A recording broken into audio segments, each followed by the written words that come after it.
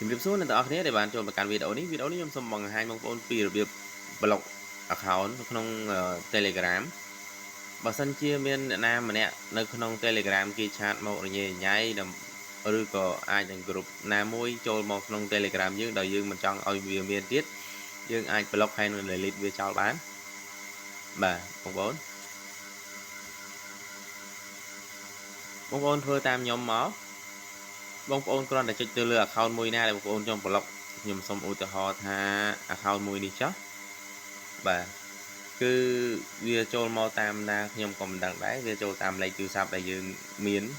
យើងបានចុច call ធម្មតាហ្នឹងហើយវាបានចុច save ក្នុងទូរស័ព្ទណាដែលយើងទិញទូរស័ព្ទបន្តិចក៏ថាបានវាអាចនឹងមកតាមបែបហ្នឹងបងប្អូនចុចទៅកន្លែង profile បើសិនកន្លែង train នេះគឺអត់មានកន្លែងពាក្យ block ទេប៉ុន្តែបងប្អូនចូលទៅក្នុង profile វាមក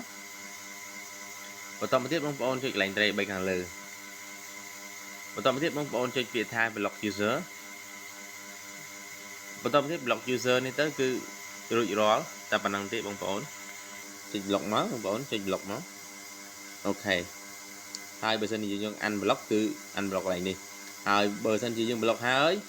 គឺ account ហ្នឹងអត់តន់បាត់ទេនៅដដែលទេបើយើងមិនចង់ឃើញយើងចុចកន្លែង trace 3ហ្នឹងដដែលកន្លែង trace 3មិនដដែលមកចុច profile មកហើយចុច trace 3មួយទៀតបងប្អូនចុចdelete contact ព្រោះអីលេខទូរស័ព្ទហ្នឹងបាន add contact របស់យើងនៅក្នុងទូរស័ព្ទរបស់យើងហើយមានន័យថាវាមិនភ្ជាប់មួយ SIM ទេអាចនឹងភ្ជាប់ជាមួយទូរស័ព្ទដែលយើងបានទិញបន្ទឹកមកចុច delete contact ហ្នឹងមកអូខេនេះឈ្មោះដើមរបស់គេឈ្មោះបែបហ្នឹងគឺយើងបាន delete ចេញពី contact របស់យើងហើយយើងចុច trace 3ម្ដងទៀតបាទឃើញទេបងប្អូនឃើញតែពី unblock ហើយនឹងអីផ្សេងទៀតអត់ឃើញពាក្យ delete ទៀតទេអញ្ចឹងបងប្អូនបកមកក្រោយថយអស់បាទរកពាក្យនឹងឈ្មោះនឹងដែរហើយយើងបន្តមកចុចឲ្យជាប់ហើយចុចកន្លែងធុងសម្រាមនេះបន្តទៀតចុច delete chat ចោលអូខេបាត់ហើយក៏ចេញពី contact យើងបាត់ដែរគេមិនអាចឆាតរបស់យើងរញ៉េរញ៉ៃបានទៀតទេព្រោះអីយើងបាន block ហើយយើង delete contact ចោល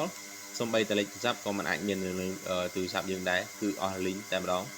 បាទអរគុណបងប្អូនជម្រាបលាជួបគ្នាវីដេអូក្រោយបាយបាយ